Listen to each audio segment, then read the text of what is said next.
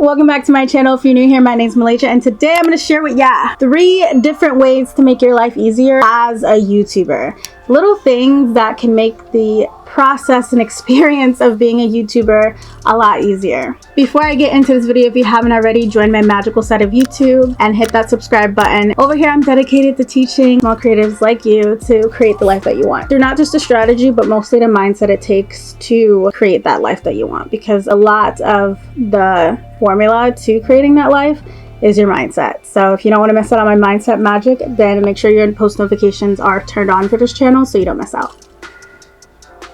Oh, it's hot. It's hot. I had to like turn off my fan and close my door, and the air conditioning's coming from my living room, so I'm gonna try to wrap this video up fast. Make sure if you're starting out, like if you're a newbie to YouTube, start out with a beginner-friendly editing software, because if you use an advanced software, just pressing the wrong button, pressing the wrong key can completely delete your project. Editing will be like the fiery pits of hell if you have the wrong editing software. And when I first started my channel, it was like my least favorite thing because I was using an advanced editing software. And once I got one that was beginner friendly, it really helped me to just edit faster. And finding certain edits weren't as hard as doing them on other softwares. Adobe Premiere Pro is what I use now, but that's something that I learned through a film apprenticeship that I was in as a teenager. You know, editing at first, if you don't have an experience, can be hard. So just to make that process easier for you, get yourself a beginner-friendly editing software. I would recommend for laptop, my top 2 recommendations is Final Cut Pro and Wondershare Filmora. I also know iMovie's one, but I never really used iMovie like that. Honestly, if I were to pick one, I would go for Final Cut Pro, but that's only available for Apple products for some reason. It's like so rude.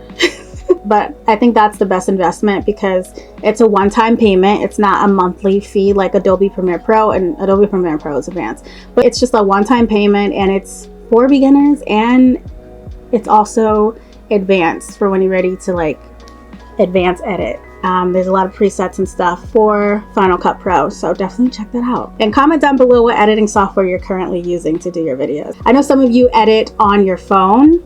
There are also phone editing apps that could be easier for you if you prefer to edit on your phone. I would really do research on what works for you, because there's probably an editing software that could work good for you, that would work best for you, that I don't even know about. So really do some research and figure out what will work for you. If you don't have a laptop and you can't get those 3 editing softwares on a computer, then look at the best editing softwares for your phone. Another thing that will help you to make your life easier as a YouTuber is to have backups on backups on backups. Backing it up. I'm the queen of talk and I'm backing it up.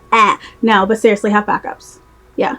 In terms of what I would recommend backing up, back up with memory cards, because when they run out of storage, it's going to be having to last minute delete footage and transfer footage in the middle of when you're supposed to be filming, because out of nowhere your memory card ran out. You want to just always have backup memory cards, not only for if you run out of storage, but also if one breaks, because I've had times where my memory card would just break out of nowhere and I was just like, okay, I guess I gotta wait until Amazon ships me a new one, or like, oh, I guess I gotta go and like take a last minute trip to the store and pick up a memory card. And that would just completely throw off my flows and get me out of the creative bug mood and make my process of filming a lot harder than it needed to be, versus if I just had backup memory cards, so I could just simply be like, okay, let me just put in another one and we can continue on with this process without having to pause,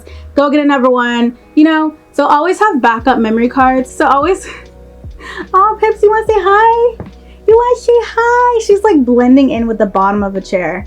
The bottom of the chair is pink. It's just like, she has like this black pillow because she likes to like literally blend in with colors that are her color. I don't know. She's like part iguana, part rabbit, part cat, part bunny. Hi, oh, say hi, come here. Show you. She needs to come here. Stop. Don't be shy. Come here, mama. Say hi, Pipsy. Yeah.